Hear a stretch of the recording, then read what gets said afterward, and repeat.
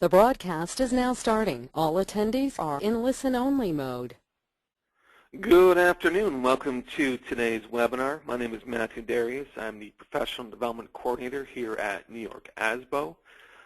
Today is the first in a series of 5 webinars brought to you from our friends at NICER. Today's session is called How Risk Intelligence Pays for Itself. Our presenters today are Jeff Marshall. He's the Special Projects Manager at the Public School Risk Institute. And we also have on the line Lee Gaby, who is the Executive Director of the New York Schools Insurance Reciprocal. A couple of different housekeeping items before we head into the presentation.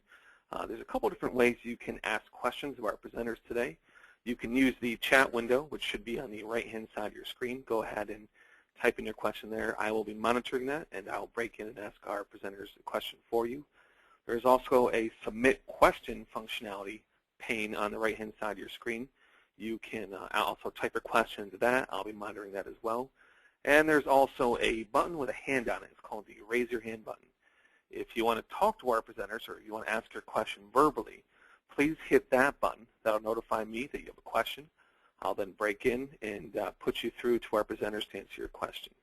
If anyone has any questions about how to use GoToWebinar throughout the session, feel free to send me a chat, or if you feel more comfortable, shoot me an email. It's mdarius@nysasbo.org. I'll be monitoring that email address all throughout the webinar, and I'll respond as quick as I can.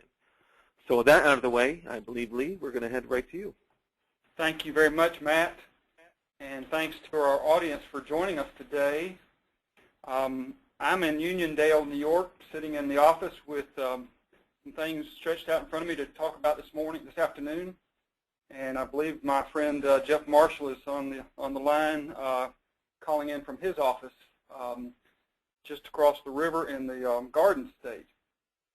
He is a special friend, as Matt mentioned, from the Public School Risk Institute, and we're going to give you I'm going to give you a couple of opening remarks, and then most of this program today is going to be delivered by Jeff.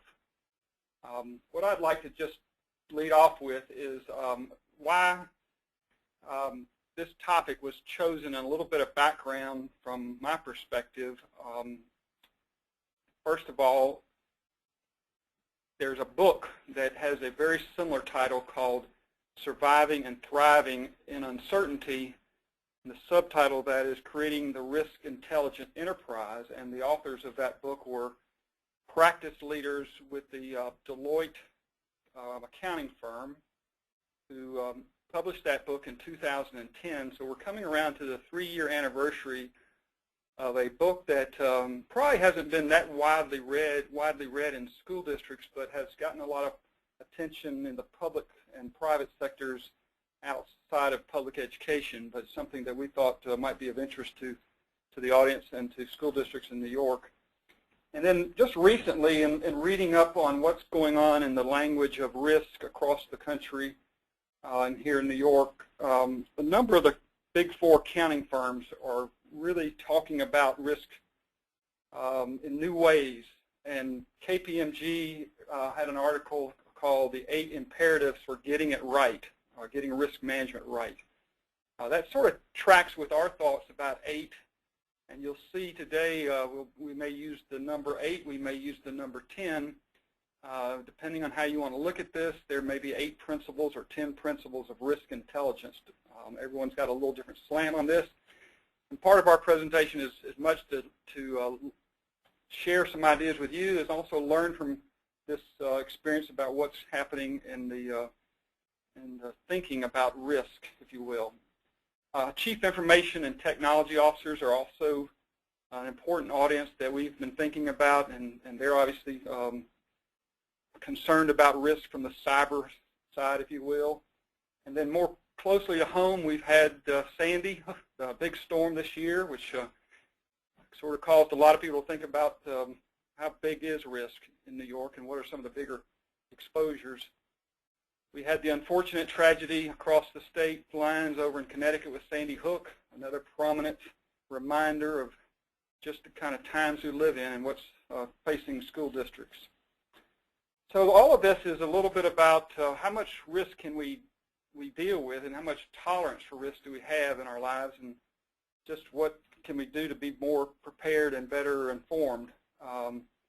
We're looking at improving conditions now in the state, or at least we're hopeful. We see opportunities for student achievement and gains in student achievement, and we're trying to put all this in the context. And what decision makers like yourselves have to do is measure and weigh and balance what risk you want to take and what risk you want to avoid, and how do you deal with those things. We won't cover everything today. We'll try to do this in 5 parts. We're getting started today with a format that you're familiar with, PowerPoint slides that we've shown. Jeff and I will go back and forth a little bit. I might pepper him with a question or two, and we look forward to your questions coming up on the chat box that maybe Matt will pass on to us. I think in future editions or versions of this, we'll ask the audience to do some polling. We'd like to get some more online feedback from you. And I just want to add a disclaimer before I introduce Jeff. Neither one of us would be considered the insurance professionals day-to-day out there with school districts. There are a lot of other professionals who work day-to-day and have examples of things that are happening in insurance. And we won't spend a lot of time talking about insurance, even though I think we may have mentioned that in one of our questions. We don't want to get into different issues about which insurance or what person or how you do insurance, as much as we want to focus on risk intelligence and sort of step back and look at maybe from a higher level here. And as I was thinking about Jeff and his role in this, I wanted to just give you a little background. He has been a risk manager. In the advertisement, we said a top 20 school district. Well, there's a couple of those in the New England area, and New York has got a top 20 school district. But Jeff is from, his background is with the Philadelphia city school system. So just to give you a little perspective, Jeff has worked at a very large school district. He has a background in law. He's been a practicing attorney. And he's also been a small town mayor, which I think is pretty interesting because he knows how to work with community, relates well with a lot of different people. And I think one of the hallmarks of a great risk manager is the ability to translate sometimes complex ideas into simple terms, stories that we can use, and ways to help everyone understand and manage the types of uncertainty they face in the workplace and in life. So Jeff, we're so thankful you could join us and be part of this today. You were talking with me this morning about your sore throat. Are you feeling better now? Feeling a little bit better. I've had more than my fair share of tea and honey, so my throat's feeling a lot better, but now I'm bouncing off the walls from all the honey. But I think we'll be able to make it on through. I look forward to this. Well, I'm going to give you the mic in just a second. I thought the sore throat thing was a reminder of a story, and I'll just take 1 second to tell the audience about this, since it's always nice to have some animals that you're ready when you're trying to think of things. So the animal that I had on my mind this morning when I got to work was alligators, and it reminded me that it's very difficult to conceive and think of this maybe, but if you could imagine an alligator eating a deer, if you just kind of take that for a second, and if you compare that to a farmer, and I asked Jeff what the difference was between A, an alligator eating a deer, and B, a farmer. And what was do you remember what your answer was, Jeff? My first one was, wait, do you want me to compare the alligator eating the deer to the alligator eating the farmer? That was my initial comment, if I remember correctly. Right. Then afterwards, what? Go ahead. Then afterwards I started reflecting that I guess I had basically moved the farmer to an area of safety, so just look at the alligator and the doe, or the deer, because to me the alligator and deer was the perfect risk discussion that we're going to be having today, in that from the deer's perspective, risk was a downside risk. From the alligator side, risk was a wonderful upside risk that we're going to be talking about. So I was really focused on those aspects of it. But later, as we were talking about how the deer and the alligator represent an immediate opportunity or an immediate hazard, where with a farmer, it's more of a methodical planning process, growth process, maturation process. and that it's a completely different set of risks that are presented. Correct. And I think what I would just leave it with this and turn it back over to you is say that we hope everyone goes home today being more in the mindset of the farmer and not worried about being either the alligator or the deer, and have that idea that we can operate smoothly and effectively and not be faced with those challenges of either the upside or the downside that might not turn out so good for either one. And with that, I just want to, again, say thank you, Jeff, for taking the time and for lighting the match today, sort of getting our little story going, and we really appreciate you and your leadership. So it's all yours. Thank you. Before we begin, Lee had mentioned the concept of insurance and the fact that we're not really going to be focusing on insurance. And just as a teaser for the next seminar, insurance is one of 4 tools. There's only 4 tools in a risk manager's toolbox, and insurance is just one of them. It's got equal standing with the other 3. And you'll hear me use the phrase at the next webinar that insurance was never meant to be a hammock. It's a safety net, not a hammock. So that's why we have to be focusing on insurance. Insurance, again, is one of the risk manager tools. And I don't want to teach you to be risk managers. I want to teach you about risk intelligence and talking about the difference. So with that in mind, if oops, hold on, I'm having technical difficulties here getting this to change. There we go. So today what we're going to be doing is we're going to talk briefly about risk. We're going to get a definition of risk, so that way we can understand risk intelligence, which is what I want you to walk away with, versus risk management, which is what you hire. We're going to talk about the 9 principles of risk intelligence. And of the 9, we're really only going to look at 4 of them. And of the 4, we're only going to really talk about 1. And that one's the common risk framework. We're going to talk about scenarios that we've dealt with, and I suspect that you've either dealt with or can understand very simply. And then we'll wrap up with what a common framework is, how it's applied as part of risk intelligence. So with that in mind, if you have any questions, by all means, please interrupt. I'm more than happy to try to grab them on the spot while they're still very germane. Right now, Jeff, you don't have any questions, but we look forward to some coming in. Okay. Now, starting off, everybody, if I had told everybody at the very beginning and asked you to give me a definition of risk, and whenever I do this in front of college students who are taking risk management, they always go back to the classic concept of risk, that it's a hazard or chance of loss, that it's jeopardy, it's imperil, it's a negative. And once you start thinking in those terms, you're going to realize that you're not really being risk intelligent. You're just being risk adverse. The problem is that the word risk is not viewed as a technical term. It's common tolerance. Even in the law, if you look at the Black's Law Dictionary, the leading authority, it starts off by talking that it's a danger or hazard of loss. Again, it's a downside risk. Now, if you look at the second definition in Black's Law Dictionary, it starts to give you some hint that there's something else going on, and that is uncertainty, that the possibility of actual future returns will deviate. Well, that deviation can be an upward deviation, and that's what you need to start thinking about as you start becoming risk intelligent. In risk management, what we do is we call risk, it's the quantification or the measurement of the change of our expectations over time. So risk may be a risk of the weather going bad before we can get our kids home and get the school buses back to where they need to be housed.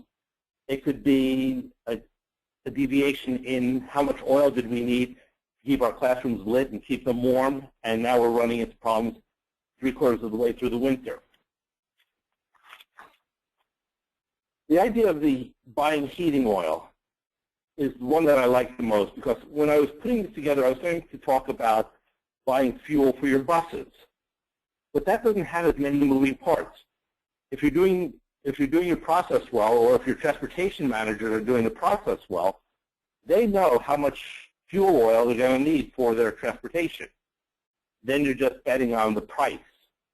But when you talk about heating oil, now you're talking about, I don't know what the future is going to hold as far as temperatures. I may need more than expected. I may need less. I'm betting on the price of oil. How do I do that? If you get it right, you're going to see great savings. If you get it wrong, you're either going to spend more money or you're going to land short. So the concept of risk is I have an upside, I have a downside. But what's going to happen over time? Another example, we're going to talk a little bit about this one also, is when you decide that you're going to make a change in a curriculum. I don't know if any of you have ever tried changing, let's say, the math curriculum, and watching the pushback that you get, that no matter how you try to implement it, there's a horrible pushback from some part of your community. That's part of the risk that you're dealing with. And again, we're going to focus on that a little bit more once we develop the concepts. Another one, again, is, that we faced in Philadelphia is building new schools or closing schools and trying to anticipate future growth. You don't just plop a school down on a vacant piece of land. You got to try to figure out where's the growth going to be taking place, where's the transportation needs going to be. These are all things you have to quantify, and you're taking risks, but the risks come with either hazard or downside risk or opportunities. And again, we'll talk about it. Buying insurance and knowing how much to self-insure. If you are doing it well, you know that you have a history of what your claims are. You can start figuring out how much do I need to self-insure or how much of a retention am I going to have. If you get it right, you can save money. If you get it wrong, you may find that you're going to have to start dipping into other aspects of your budget because you miscalculated. And keeping true to my word, that's about the extent of what I'm going to say with insurance. Jeff, let me interrupt you right there. Yes. Because you brought up something that I think was in our advertising. We said we would explain the risk finance continuum and why does that matter. And I think you've given us just now a peek into the window of this continuum, which is sort of a range of options from fully insured to fully self-insured. And there's just a lot of things in between in that continuum that a business official might be trying to consider. And it may not be just a one-size-fits-all. It might be a combination of pieces and parts along that continuum, so that it's not just self-insurance or just insurance. It's some combination thereof, probably in some cases. And I know we don't want to get into all that, but we won't be able to cover that whole continuum, but we do want to explain that there's a range of options and things that you can put together in different ways. Yes. Now, I'm going to be talking about the continuum a little bit at slide 18. But as far as the insurance, just so that you understand from a concept standpoint, the School District of Philadelphia had a self-insurance program for its property where the first $500,000 of any loss, any single loss, would be paid by the school district. If we had two schools right across the street from each other and the fire jumped the street and took both schools, it would be a $500,000 total amount. But as the price of insurance started moving upward, we found out what we had to do is to change the process. We decided that we were going to take a $1 million self-insured position, or we would retain the first $1 million of losses. And in doing that, the way we did the calculation was twofold. We first looked at, over the last 15 years, how many losses did we have and how big were each of the losses. The next thing we did was we said, okay, this is how much money we're going to save by moving our deductible, or self-insured retention as the technical word is, to $1 million. We're going to save X hundreds of thousands of dollars. That money could be used for cleanup or for rebuilding, or what we did was we did the calculation to see where's that tipping point, and that's a continuum as to how we actually do it. So it becomes more complex, but there's always a continuum of where does the risk become too big, and that's called risk appetite. And we're going to be talking about that around slide 17, I believe, leading into showing how that continuum will work.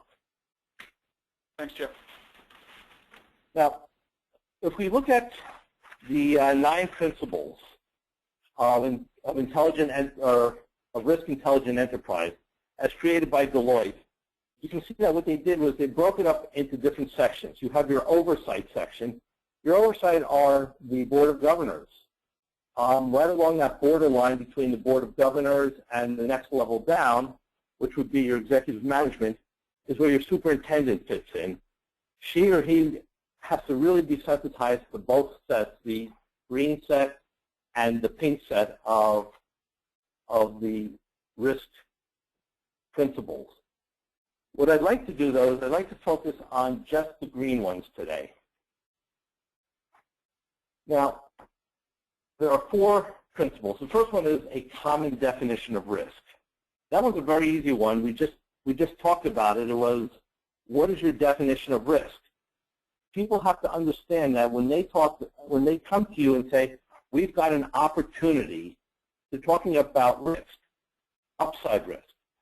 Everybody in the organization needs to be aware that we have upside risk, we have downside risk, and we have to evaluate each of them the same way. Again, we're going to talk about risk mapping in the next seminar, but you'll see that you don't look at upside risk any differently than downside risk. It's how frequently do you get the opportunity, what is the severity of the gain, just like what is the severity of the loss. When we talk of severity of loss, think in terms of your K extinguishers in your kitchen fail, they're not charged, and you just don't get around to recharging it. What are the chances that you'll have a grease fire? And if you have a grease fire, how wide will it expand before it can be put out? So you're looking at the frequency and the severity in a situation like that. Well, let's talk about if you're going to have your chess team as an opportunity to go to the States. It doesn't come around very frequently, perhaps. So you need to take that opportunity and think about when will the next time be. The second principle is the transparency for governing bodies. And again, that one I don't think I really need to spend any time on. I suspect everyone listening in today is very familiar with the concepts of transparency. You make your own decisions on how transparent you should be. I think the more transparent, the better. And I bring that both from my role as a risk manager and looking at communication risk management, and from my time as mayor. The next one is roles and responsibilities. Now, roles and responsibilities starts looking back down, and I'm going to jump back one slide. It starts looking back at the pink level and at the blue level. You have to make sure that you have a plan and that you let everybody know what that plan is with different granularity. What you're going to do is you're going to tell your executive management team, this is what we have the stomach to do, this is where we want to get to, this is how we want to get there. That's no different than what you're doing now, I assume.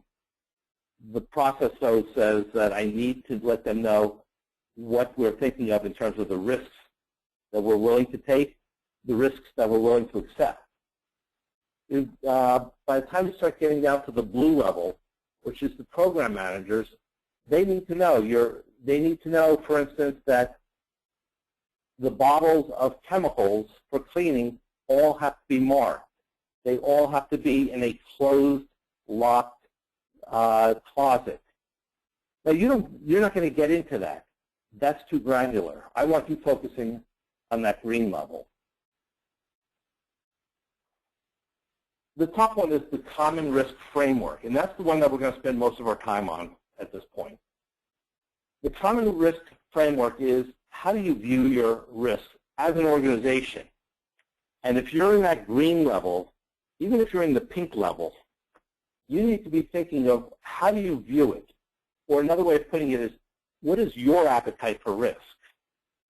Sometimes you'll come into a situation where you have great support from your community or you have great support from your legislature. And so you can have a bigger appetite for risk.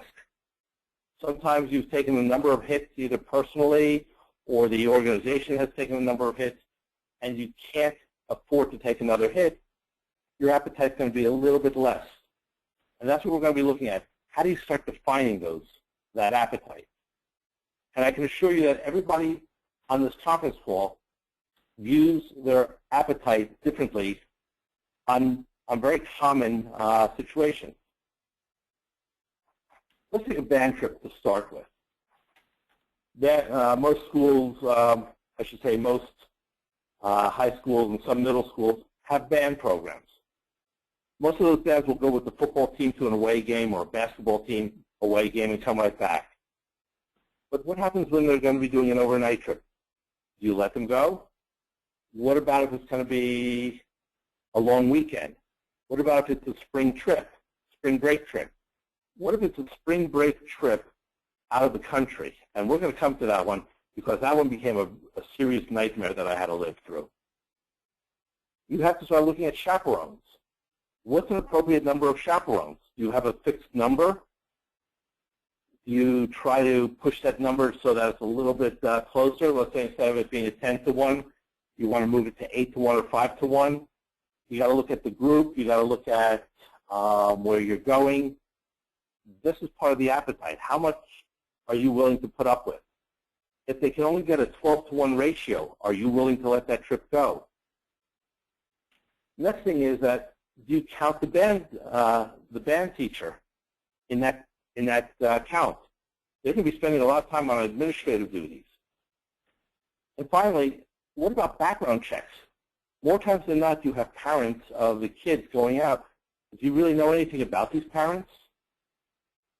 Do you require, background checks for going on the bus to the next town?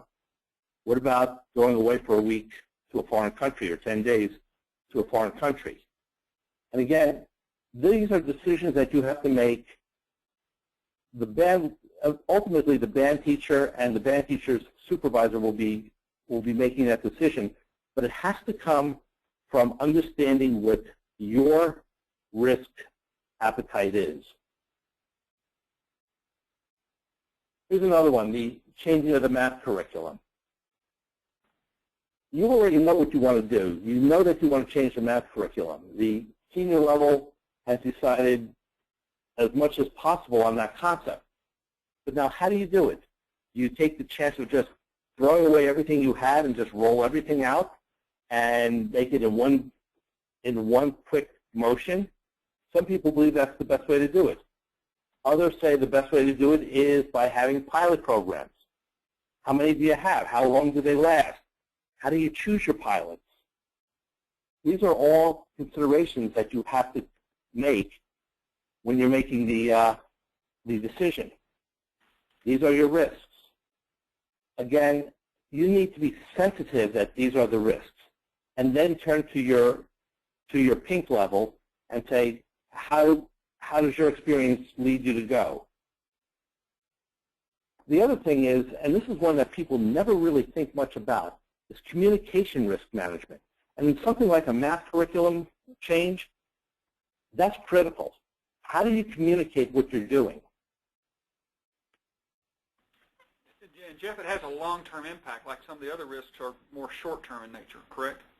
Yes, I mean, that's why I was choosing the band trip I wanted to choose because you've got a couple weeks or months to plan it.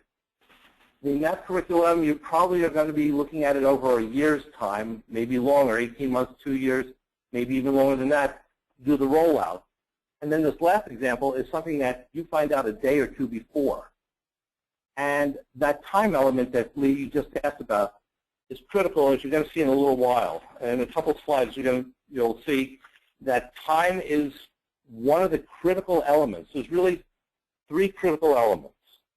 There is the issue of time, and we don't really talk about it too much. The issue of severity and the issue of frequency. But again, time plays a very important role because if it's right on you, you're the alligator and the deer. If it's something like the math curriculum, you're the farmer. Deloitte uses the term velocity of risk, I think, in some of their... Yes, we talk about velocity a little bit later on. That's a good point. That we talk about how quickly does it come up upon you, how quick does the momentum that it builds. Right. That becomes a serious issue in the consideration. And again, I'm not asking you to manage the risk. I'm asking you to be intelligent about the risk, to have an understanding of it, so that you can then say to the people who will be handling it, this is what I need you to do, this is how I need you to think it through. As a quick aside also, I can tell you from a risk manager's perspective, we think that we are the end-all be-all of risk. And we had gone through a number of changes of our administration in Philadelphia. And one of my chief financial officers, who is a very, very wise gentleman, we were sitting in a meeting and we were talking about some insurance concept. The insurance broker was trying to impress us, and they threw this truly esoteric point, just basically to impress us that they could throw esoteric points at us. And my chief financial officer, under his breath, said, that's interesting, I didn't think it would apply because of X, Y, Z. And I just looked at him and suddenly realized that this is a man who does understand the concepts of risk. And in that moment, it changed my relationship with him going forward, because I now understood he was risk intelligent. He was different than those who had come before him or those who would come after him. And that's what we're talking about right now. You don't need to know that esoteric point that he did. You need to know that there are issues that you should be asking questions about and getting people to talk to you about. I suspect that while I've been talking, you've had a chance to look at the considerations in the snowstorm. When do you make your decision? How do you make your decision? How do you communicate that decision? These are all part of the risk. If you pull the plug too early, and I know I'm in this one area where sometimes they'll cancel school, and so we have to make certain arrangements for my son, only to find out that we didn't get a drop of snow. And everybody gets mad because people took a day off of work and then there's no snow. Sometimes they wait too long, and next thing you know, we're all panicking trying to get home to get to our kids. There's that delicate balance, and New York State is a great place because depending where you are in New York State, sometimes you realize that when they say it's coming, you know it's truly coming, and sometimes you may decide that you want to wait a little longer. Your appetite is different than the other person who's listening in today because of where you are geographically located. We were talking about the time element. We were talking about the velocity. And this is where we start to get into it. We will be looking more at this in the next seminar when we start talking about risk mapping to understand the risk. But for right now, the way you think about risk intelligence and how to set up your organization for responding is you first of all look at the likelihood. Now, the slide you're looking at, the charts that you see or the two tables you see, those aren't etched in stone. You can say improbable is a 6-month time frame. It could be a 2-year time frame.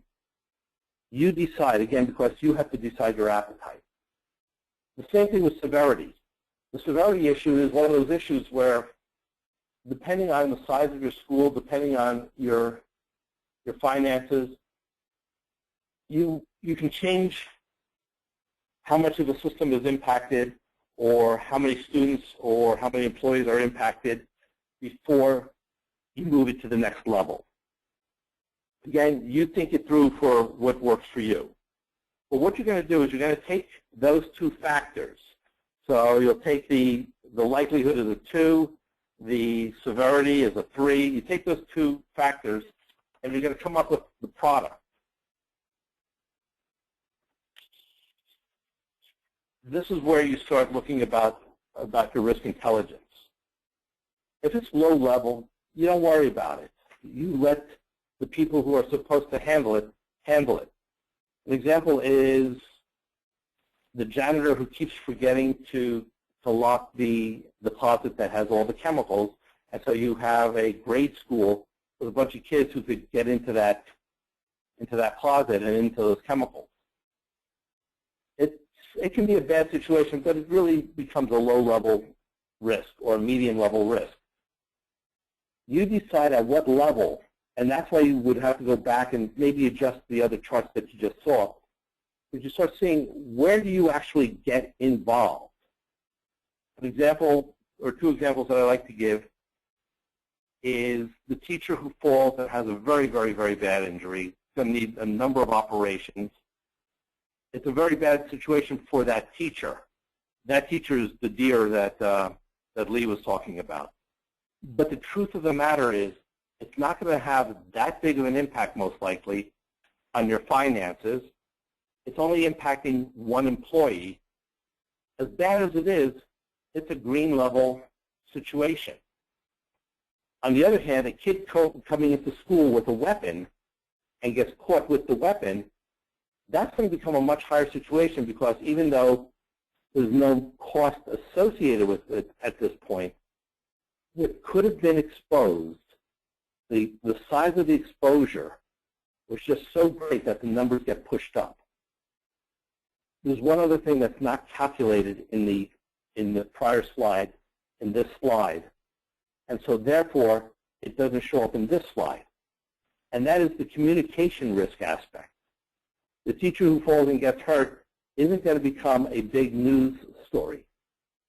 The kid who got stopped with a weapon, that's going to become a big news story, and as a result, the higher levels of the district are going to have to respond to the media, they're going to have to respond to the public, and that starts adding extra points to your risk score. Again, once you have this risk response chart, you start deciding what is it that's going to drive the appetite. You may decide anytime a weapon is involved, it has to go to the highest level. That's okay. That defines your appetite.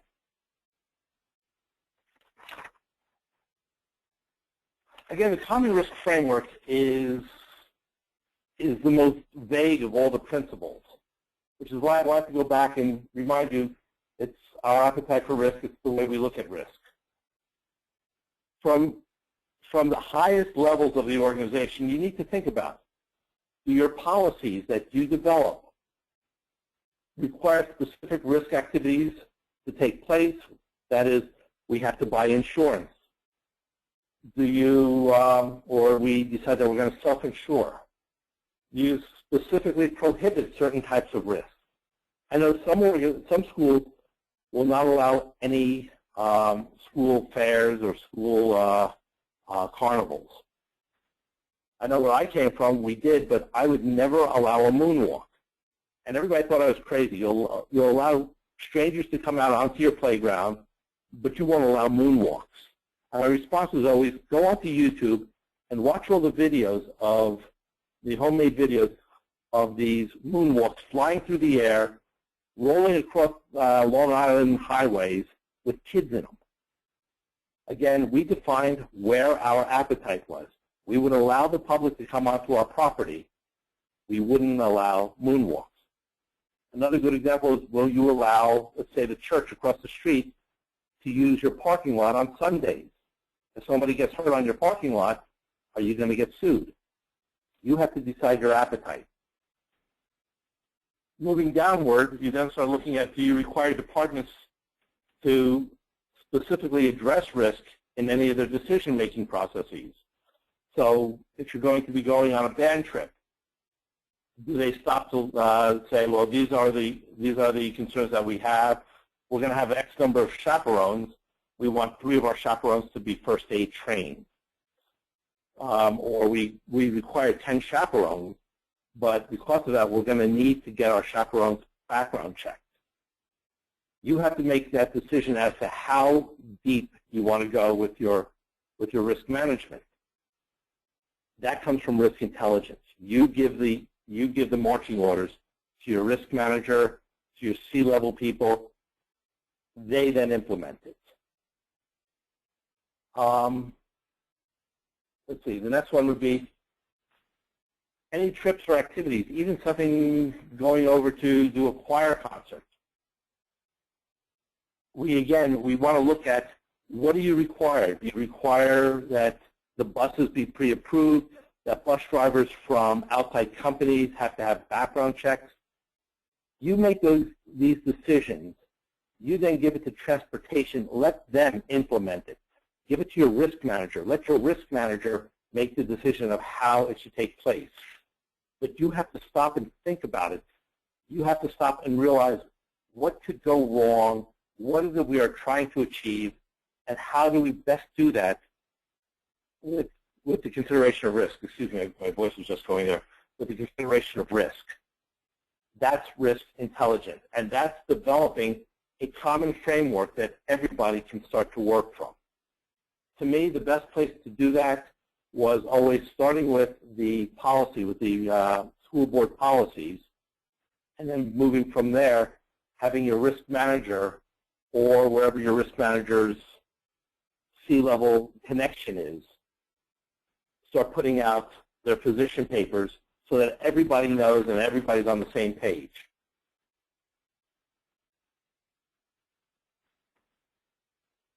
Okay, in real life, how do you actually engage in risk intelligence?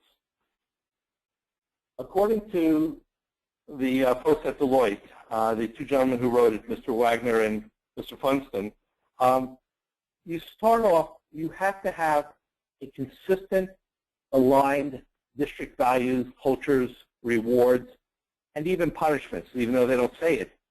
But you have to let it be known across the board. Everybody has to understand that risk is a critical element, both upside and downside risk. They're critical elements.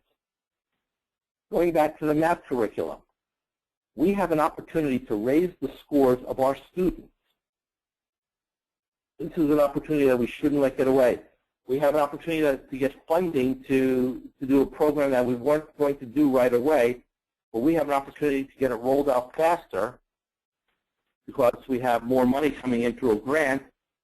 Let's stop and look at what is the upside risk versus the downside risk if we're moving too quickly. The Board of Education needs to have independent reassurances. This is a very interesting point. I'm sorry for hosting. The reports have to be robust and have to be reliable.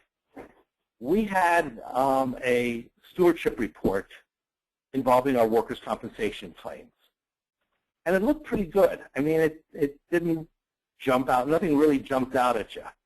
But as you started looking at it, we realized that there were a lot of basic reports that were missing. So I asked for the extra reports. And as I got the extra reports, one of the reports said how many men were having accidents versus women having accidents.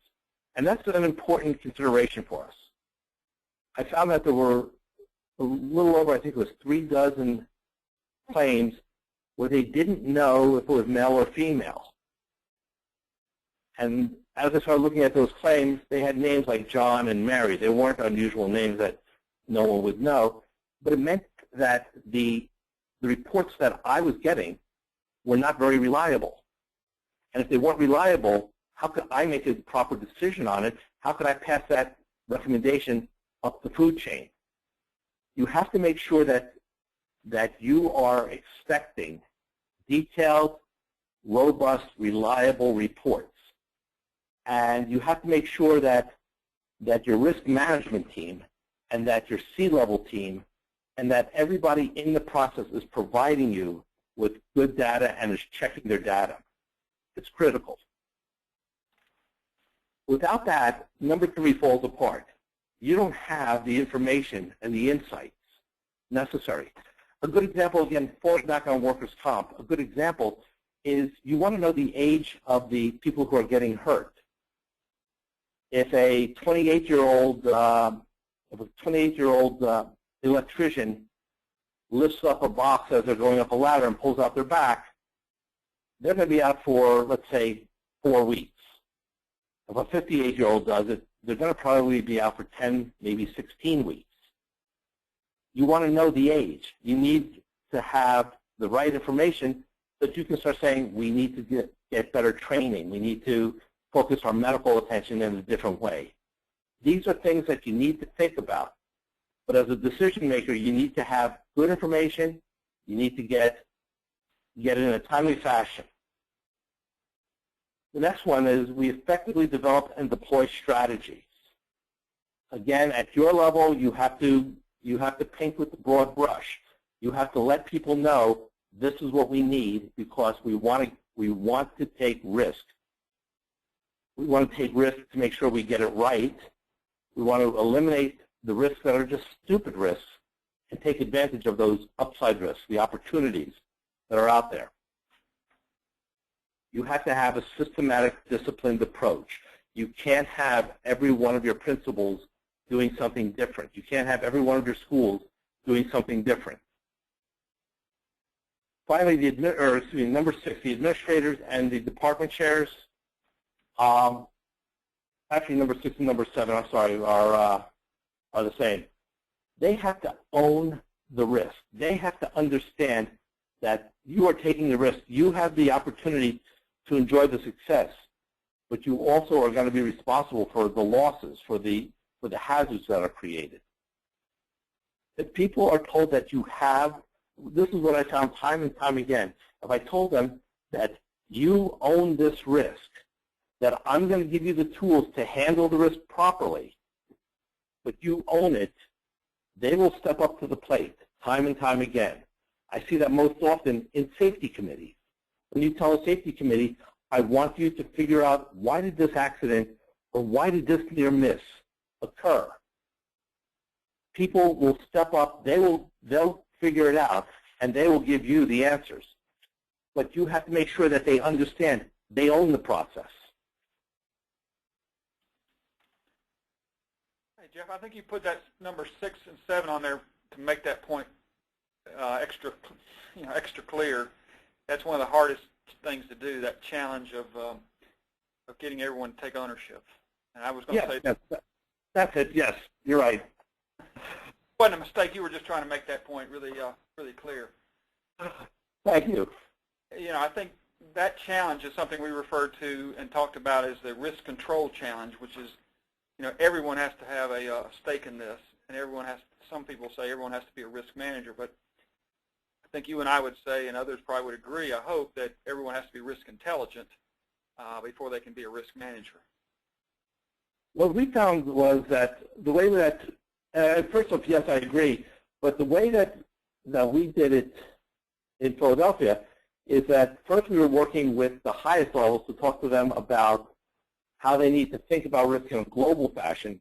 And then we were going out, we had 280 locations, including our bus depots, and we were setting up safety committees, going out and having the safety committees learn. We were producing videos, webinars, PowerPoints for them to be able to learn what risk management was.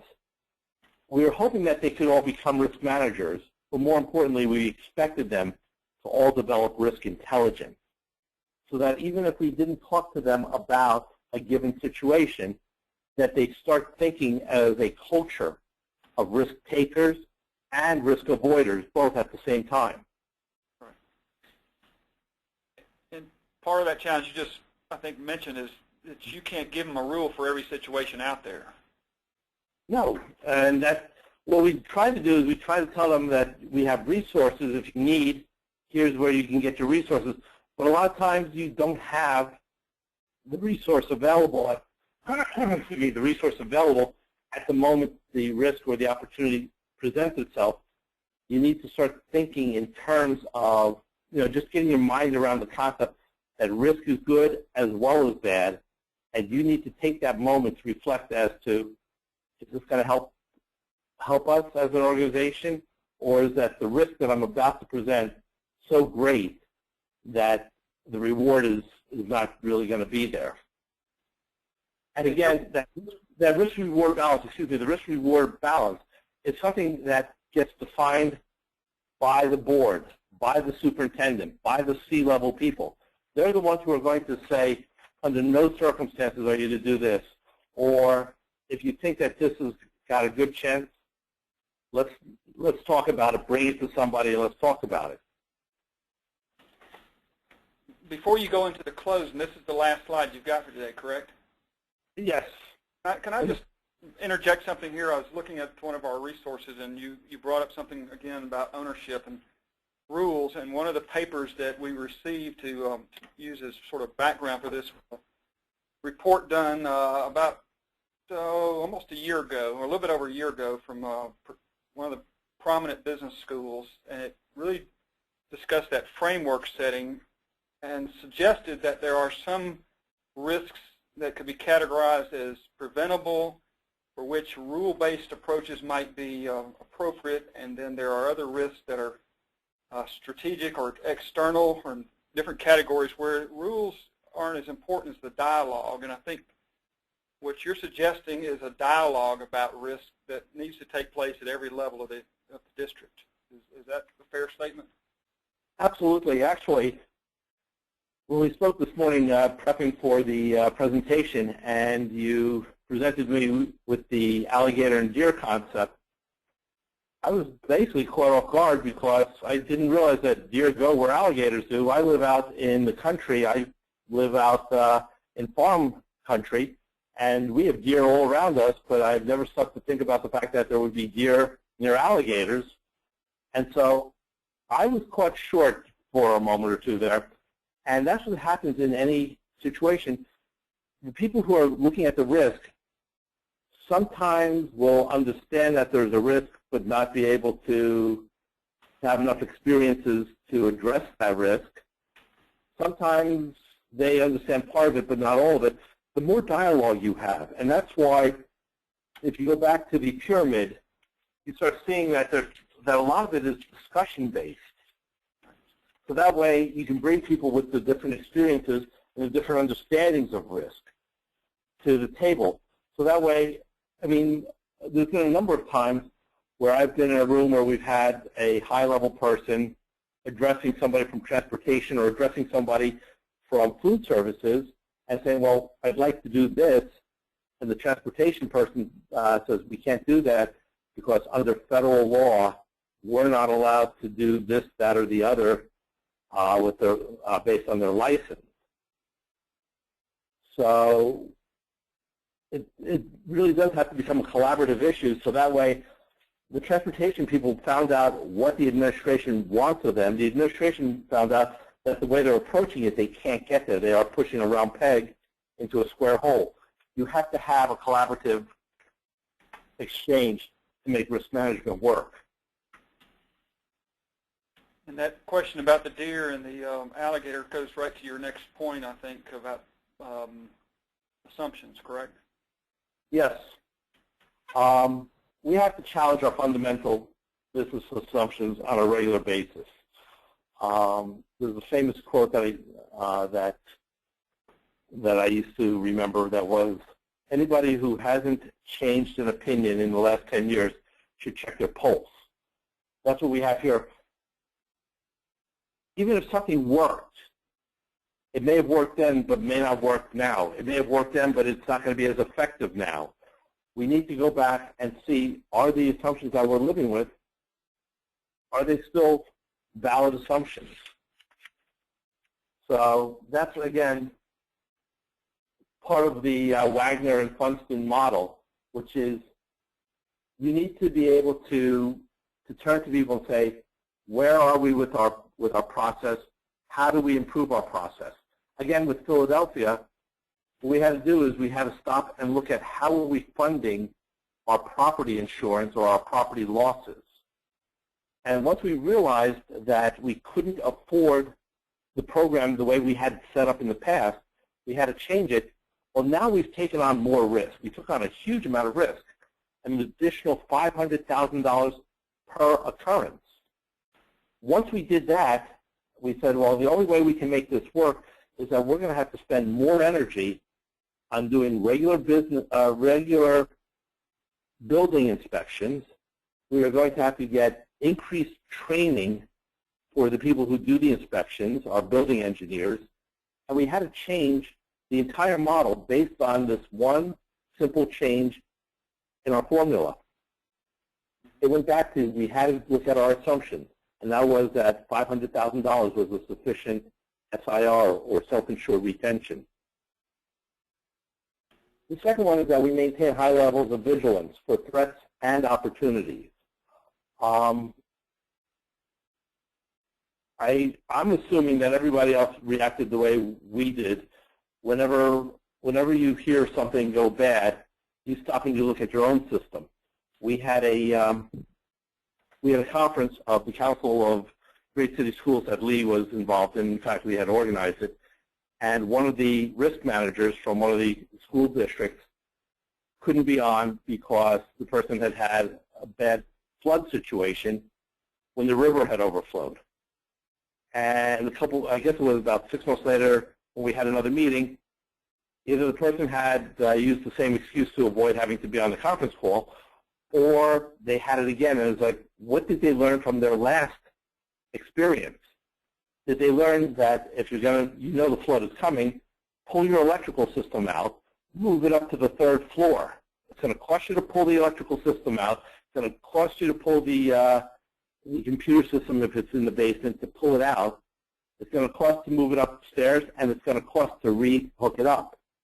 What you just saved was the cost of repurchasing it all and the downtime. So every time we hear of a loss or a near loss, a near miss, we go back and we stop and look at how could that impact our schools? What do we need to do to make sure it doesn't happen to our schools? Because again, we can't think of it all. But vigilance means trying to learn from others. Number 3 is one of the most interesting ones. It's the velocity or momentum. There's 2 parts to that. The first one is the velocity. Do I have time? Is it something that I need to think about over the next year? Or did it just happen and I'm in a crisis situation? But on top of that, it starts getting a momentum of its own. Once something goes bad, it gets worse and worse, and how do you break that momentum? At this moment, I wanted to stop and talk about communication risk management. Everybody thinks of risk management as insurance, or as a building inspection, or as a lawsuit for an injury. But one of the most fascinating is communication risk management.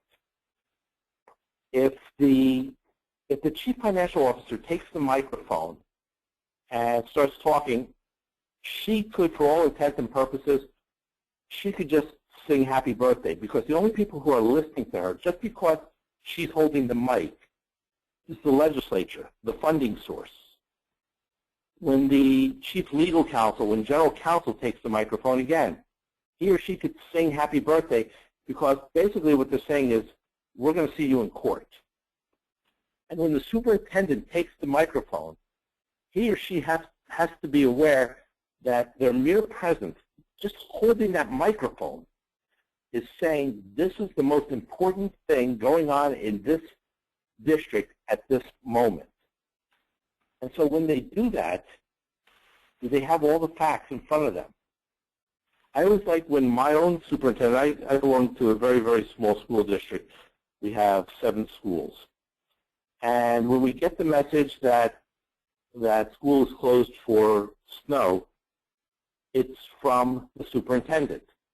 And the reason it works is it shows that the superintendent is willing to be known, to be seen, to be heard, that the superintendent doesn't just come out when there's a crisis.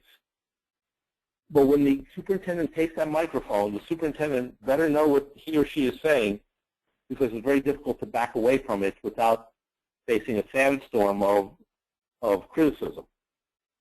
So you have to understand that once you start something, it's going to get a life of its own. It's going to get a momentum of its own.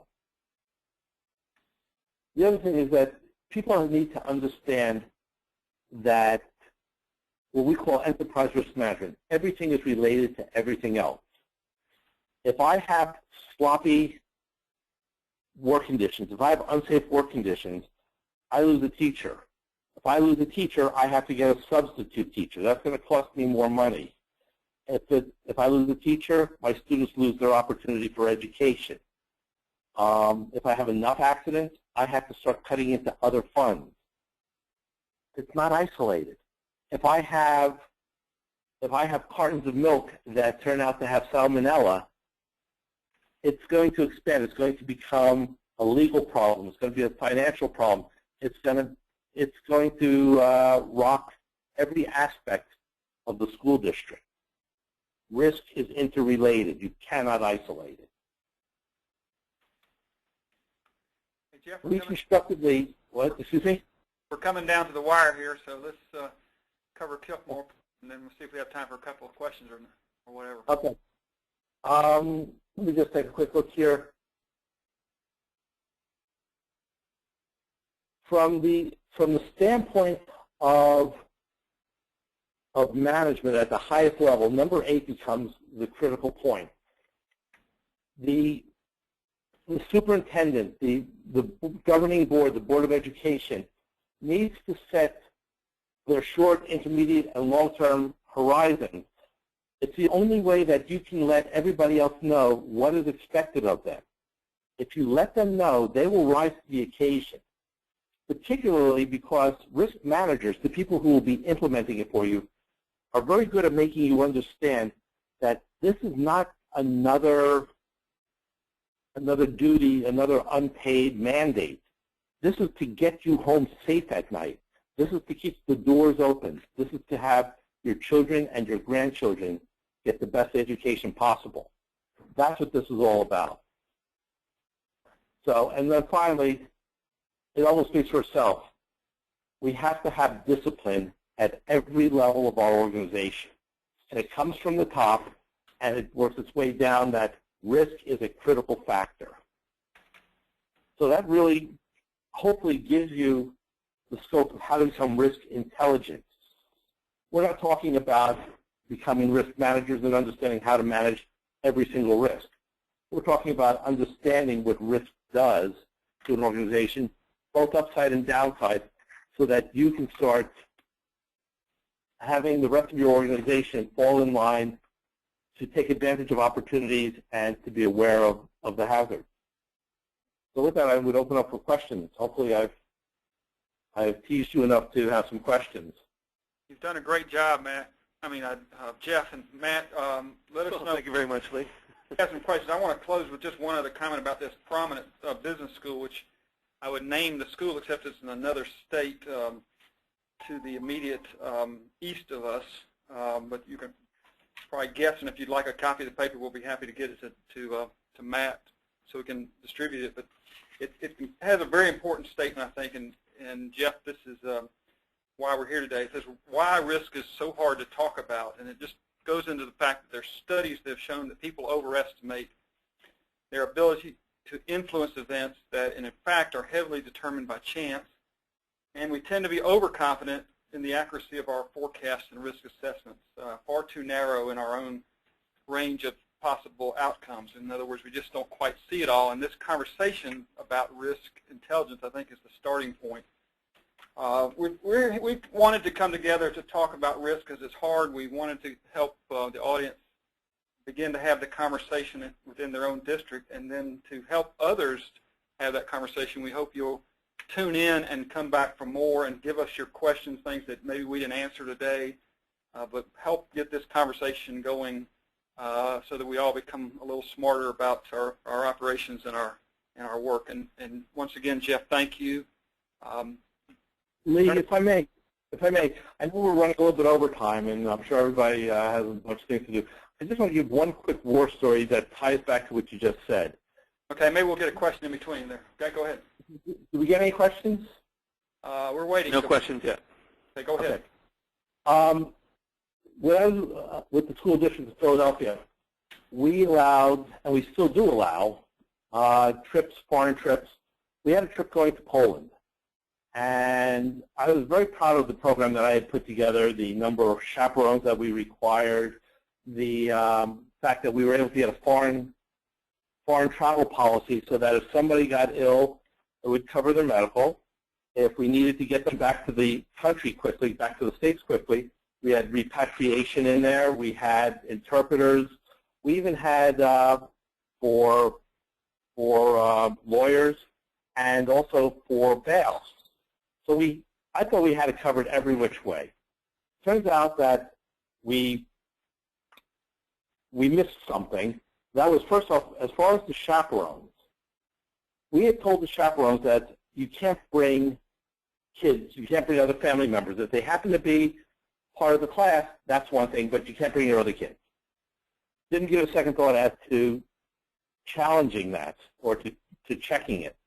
The other thing is that we didn't stop to think about this, but it turned out that we had a husband-wife team that didn't have any young kids, but there was a husband-wife team that went, the teacher and her husband.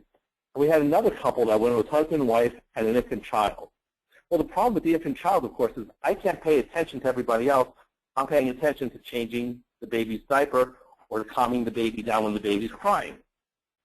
Everything went fine getting the kids to Poland. Once they got to Poland, coming down the first day for breakfast, the husband of this one chaperone, he's also a chaperone, doesn't come down to breakfast. They don't give it any thought, but when he's not at the bus, the wife gets concerned, goes upstairs, and finds that he's unconscious on the floor. He lands up in the hospital. Of course, we have the coverage for it, but now I have the wife wants to be with the husband at the hospital because he's unconscious. I have two chaperones instantly out of play. I have two other chaperones that I didn't realize are sharing a baby. And luckily, nothing bad happened beyond that description. But we learn from our day-to-day experiences with risk. And again, you can't anticipate everything. But by becoming risk intelligent, by learning from all the other experiences that you have, by having your risk managers, your transportation managers, interacting with others in their industry, interacting with others in your school district, you can raise your risk IQ as an organization and particularly as a leadership position. Well said. Thank you. Thank you, everybody, for attending today. Matt, we'll turn it back over to you, and sit tight if you want to stay around for some more questions for Jeff or me. We just had a chance to do this, and we'll be back on the 28th of the month. Is that correct? 28th of the month, yes, sir. If anyone has any questions for Jeff or Lee, please feel free to hit the raise your hand button. I'll put you right through to them. Or you can go ahead and type in a chat question for us, and we'll have that answered for you. We'll give you about a minute to go ahead and do that. As I say, I'll stay on until I see that all the attendees have left. So if anybody has a late question, I'll be more than happy to address it. Again, thank you for hosting this, Matt, and for everyone who joined us today. Matt, thank you. Lee, thank you very much. And thank you to everybody for tuning in. Yeah, Jeff and Lee, we have no questions right now, and people are starting to leave. So I think we're going to end the webinar here. As Lee had said before, our next webinar is August 28th at 2:30 p.m. It's called It Starts With Me, 8 Essential Skills of the Risk Intelligent SBO. Thank you all for attending, and we'll see you on the 28th.